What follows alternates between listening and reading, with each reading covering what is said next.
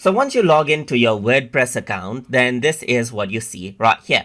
So over here, you can see that there's next steps for your site, and you can give your site name, customize your domain. So you got your basic things that you need to do with your site right here. You have the option to view your site by clicking on this button as well, just like this. Let me just go back right here and let's just go around and tour around the dashboard interface right here. So over here on the bottom, you can see that you have the option to search for a domain as well, according to how you want, and get the basic details right here on the main page. That is the My Home page right here. You got some quick links over here on the right hand side, which allows you to go ahead and write a blog post or edit out a site and so forth right here. Even go ahead and add a page and so forth. Over here on the left hand side, you see the site title, and if I were to go around over here, then you can see that you have an option to visit the site or access My Home as well.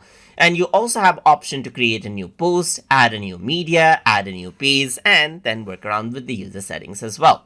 So apart from that, you can see that you have the stats on if you want to see how many people have visited your sites, and you can also see your mailboxes right over here if you have an upgraded plan right here, and see the upgrades right here just like this as well, and view different plans that you can use from over here as well.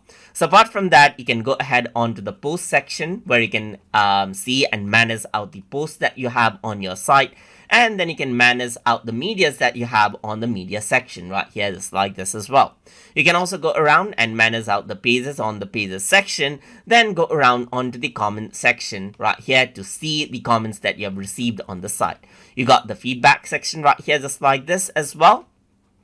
For the feedbacks that you may have received, and then you got like activity log and everything else right here. So you can see that this is what you have right here, and then you can see the activity that you have done in your site onto the Jetpack view right here.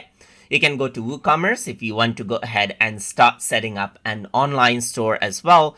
And then over here, you got the appearance setting where you can select a different theme, apply it right here according to how you want. And here you have an option to add in different plugins to your website so that you can increase out the functionality of your website as well. You got the user settings right here where you can go ahead and add in other team members that can change around the site options and manage them out as well. And then you have options for different tools around over here just like this as well. You also have an option to access out different settings right here just like this, and let the WordPress behave the way you want as well. And you can go ahead and collapse the menu right here just like this as well by expanding or by collapsing right here just like this. So this is how you can go ahead and then work around with the dashboard interface as you like inside of WordPress.com. So hope you guys learned something as always. And as always, please like, comment, share, and subscribe.